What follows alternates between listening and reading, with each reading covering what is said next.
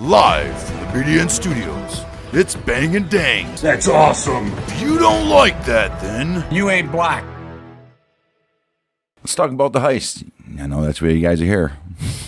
One of the biggest in American history, the Lufthansa heist. This thing, well, it's the stuff of mob lore. It was slick, violent, it was massive. $5.875 million stolen cash, jewels, in the middle of the night from JFK Airport. This happened in 1978. Crazy shit going on, man. Allegedly, it all started with James Burke, an associate of the Lucchese's. The plot, well, it kicked off when a bookmaker named Martin Krugman passed along a tip to Burke's associate, Henry Hill. According to Krugman, Lufthansa, the German airline, regularly flew in currency to its cargo terminal at JFK. That nugget of info originally came from an airport employee named Louis Werner, who was buried under $20,000 in gambling debts. Yeah, he's like, dude, I need to get fucking... He's probably owed the mob, right? Right. That's about $104,000 today, boys. Werner, along with his co-worker Peter Grunwald, had actually pulled off a smaller heist at Lufthansa 2 years earlier in 1976. 2 years, so you could think these guys would be on high alert. Apparently not. They took $22,000 in foreign currency then. Man. So, yeah, these guys had history. Well, Berkey took the tip and started building his crew. He chose Tommy, Angelo Steppe, Louis Cafora, Joe Manry, Paolo Licastri, and Robert McMahon. They got to get that white guy in there. Right. His own son, Frank, he would handle one of the backup vehicles. Oh. And for the cleanup, that fell to Parnell Stax Edwards. Okay. His job was to get rid of the getaway van. Nice. Well, you want to know what happens there. Right. Now, depending on which role each guy played, Burke promised cuts range from $10,000 to $50,000. Right. That's it. But here's the kicker. There's always a kicker. Right. Those amounts were based on an expected haul of about $2 million. Right. The actual take, I already said that, was 5.8. Damn. Werner was supposed to get a flat 10% of the score. Yeah, $500,000. Right? Yeah. Yeah. That's crazy. It looked like the perfect score until it wasn't. Well, it was a perfect score. Just Right. Wow, around 3 a.m., Monday, 11th of December, 1978, the black Ford Econoline van rolled up to Building 261, Lufthansa's cargo terminal at JFK. Inside the van, 6 masked crews. What? Inside the van, 6 masked men. They cut through the padlock on the gate with bolt cutters, climbed the stairs of the East Tower, and entered the building with ski masks and gloves. First to encounter them was John Murray, a senior cargo agent. They took him hostage, marched him into the lunchroom, where 5 other Lufthansa employees had just started their meal break. not today. Today, boys, everyone was ordered to lie flat on the floor with their eyes closed. Then they asked Murray who else was in the warehouse. He gave up 2 names. There's Rudy Eric, the night shift cargo manager, and there's Kerry Whalen, a cargo transfer agent. Murray was forced to call Eric upstairs, who was quickly taken hostage as well. Now outside the terminal, Whalen, he was driving past when he spotted 2 guys in a black van at the loading ramp. No mask, just sitting there. Suspicious, obviously. So he parked and started walking toward him. All right. That's when one of them told him to get in the van. Get in the car. Whalen, he made a run for it, screaming for help. He didn't get far. I get this picture. I'm turning around. Ah! You're in the middle of an empty airport. Well, they pistol whipped him, threw him in the van, and dragged him into the building to join the others in the lunchroom. Damn. Meanwhile, another employee named Rolf Redman. Oh, so they lied. Right. He heard a noise out by the loading ramp and went to check it out. He, too, was grabbed and tossed in the lunchroom with the rest of the fucking hostages, captives. With everyone subdued, a few of the gunmen took Eric at gunpoint to the double-door vault. We don't want that single door. Don't you fool us, because we know there's a double-door one. They knew exactly how the safety system worked. This wasn't a smash and grab. They were informed, baby.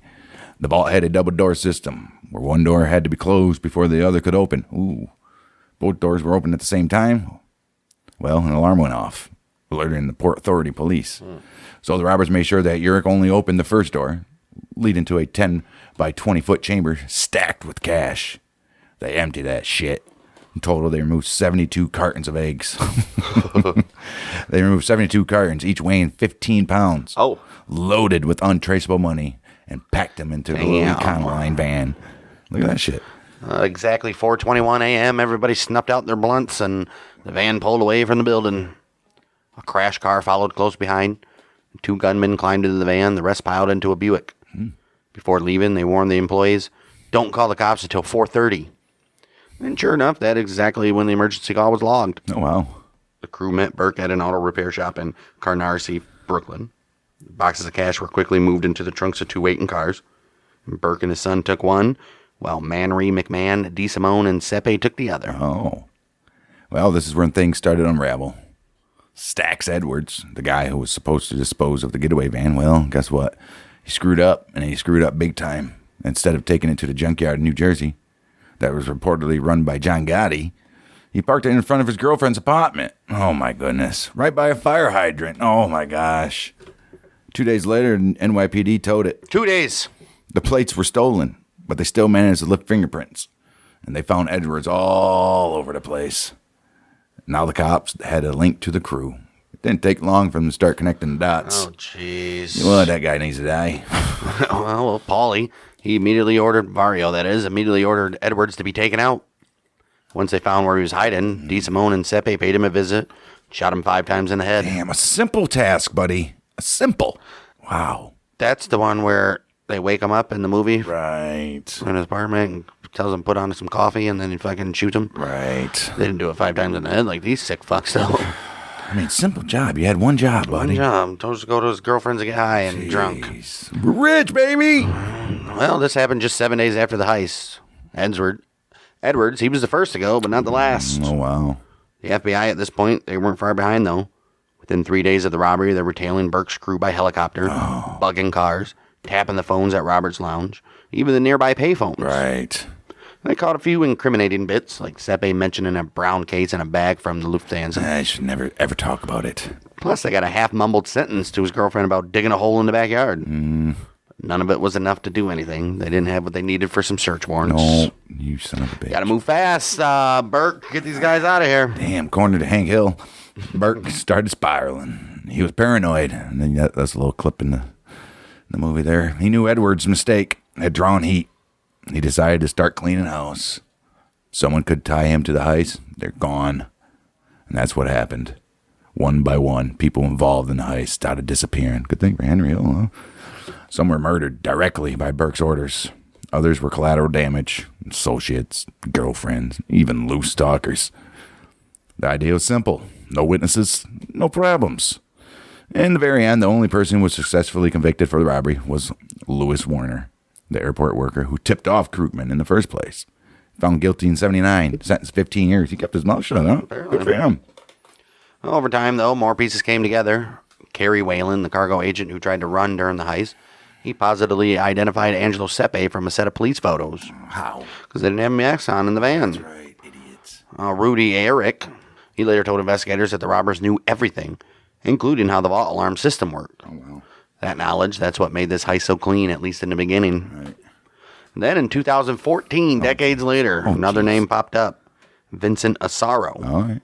He was a capo in the Bonanno crime family, and he was indicted for his alleged role in the heist. Oh, wow. His own cousin, Gaspar, he even testified against him. Valenti, that is. Son of a bitch.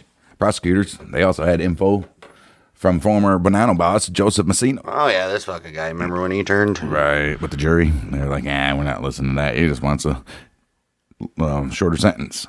November 2015, Asaro was acquitted of all charges. But he kicks his cousin's ass, or nephew, or whoever it was. To this day, his stolen money and jewels have never been recovered. Sure haven't. Burke knew Edwards' mistake had given law enforcement a foothold, and he wasn't going to take chances. The Lufthansa heist wasn't just about a big score.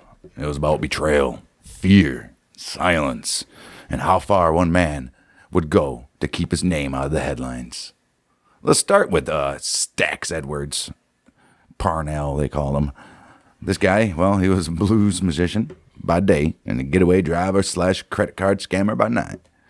His job in a Lufthansa job. He got towed. He got the van towed. He got shot 5 times. Right. Yeah. Oh my goodness. Jeez. Then there's Martin Krugman. Krugman, he was the guy who started it all. The one who first tipped off Hank. And he ran a wig shop and a men's salon. Both called For Men Only. Murray's Wigs. Yep, he did that in Queens. After the heist, Krugman, he thought he had a big payday coming. 500 large ones, baby. And he wasn't quiet about it. He kept pursuing Burke loudly, publicly, repeatedly, bad move. That's the one that kept on going to the bar. When are we going to get it? Yeah, Hank's like, I want to bring that up to him right now. Well, Burke, convinced Krugman was going to rat, took action. He was murdered and dismembered by Burke and Sepe, allegedly in a fence factory owned by Bonanno capo Vincent Asaro. His body involvement, huh? never found. In 1986, he was declared legally dead. His wife, Fran, ended up receiving a $135,000 payout from his life insurance policy, though. What nice.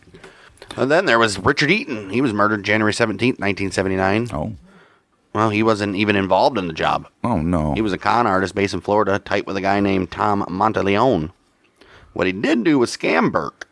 He faked a cocaine deal and ran off with $250,000 of his money. Oh, my gosh. And to make things worse, Eaton, he was also skimming from the laundering process as the money passed through various clubs and businesses. Oh, wow. So Burke tracked him down. Eaton was tortured and murdered, then left hogtied inside a meat freezer truck. Oh, wow. Brooke was eventually convicted of that murder in 1985 and sentenced to 20 years. We'll get there later, though. Wow. Thanks to old Hank Hill. Right. Well, this brings us to Tom Monteleone, Eaton's business partner and the owner of Florida bar called the Players Club. Burke, he was convinced that Monteleone had helped Eaton set up the fake drug deal. He also believed that he and another associate, Ferrara, had skimmed up some of the money that was being washed through Monteleone's club. So in March of 1979, guess where Monteleone went? Nobody knows. Nobody knows. Gone. He hoffed. Gone, just like that. Also in March, Louis Cafora. He had a history with Burke. They'd been cellmates in prison. After the heist, Burke brought him in to help launder some of the money through Cafora's legit parking lot businesses. Problem was, Cafora couldn't keep his mouth shut. Against Burke's direct orders, Cafora bought his wife, Joanna, a brand new custom pink Cadillac Fleetwood. Oh, that's the one. And not just that, he drove it to a meeting just a few blocks from JFK Airport, Jeez. where investigators were still crawling over every clue they could find. And the feds took notice. Burke, we know he didn't like attention, and he really didn't like that Cafora told his wife about the heist, too. Oh, my. So guess what happened? Both Louis and Joanna Cafora were murdered. He's like, what? I tell my wife everything. And neither of their bodies were ever found. As in the movie, they left him in the car. Right. Jeez, oh, Peter, man. May 1979. Two more names that get scratched off the list. Joe Manry, they call him Buddha. And Robert McMahon. Manry, he worked. Mr. McMahon. Mr. McMahon. Manry, he worked the night shift at Air France Cargo. Had been feeding Burke inside info for years. His access was critical to planning the Lufthansa job. McMahon, he was another Air France worker. He was a supervisor and had helped with the earlier 1967 Air France robbery that Burke's crew had pulled off. How much money did they get for that? $20,000. We just read it earlier, but after the heist, the feds offered both men deals, testify, join WITSEC, disappear. They said, nope. Oh. Should have done it because May 15th, 5 months after the robbery, Manry and McMahon were found in a parked car, both shot in the back of the head, execution style. Yeah. 1 day apart, same car, same method. Oh, my. Oh, wow. So they took him where the other body was already killed, so the one guy that was second already knew he was getting killed. Right. Ugh. Holy shit. Jeez. Oh, finally, there's Paolo Lecastri, a Sicilian-born associate of the Gambino family, with deep ties to the Pizza Connection drug pipeline. Oh. Lecastri wasn't directly involved with the robbery, but he had a very specific role. He was the Gambino's representative. His job was to make sure they got their $200,000 cut. 6 months after the heist, Lecastri's naked, bullet-riddled body found smoldering on a burning trash heap. It was clear what was happening. What was it? Well, Burke wasn't just trying to tie up loose ends. He was clearing the board one by one. Anyone who might talk, anyone who drew heat, anyone who knew too much, anyone who got greedy, they all started disappearing. The heist made headlines for the size of the score, but it's what came after that made it legendary. It wasn't just a robbery, it became a purge. By the time it was over, most of the crew that pulled it off had been silenced permanently. You ain't getting. Motherfuckers can't talk now. Gone.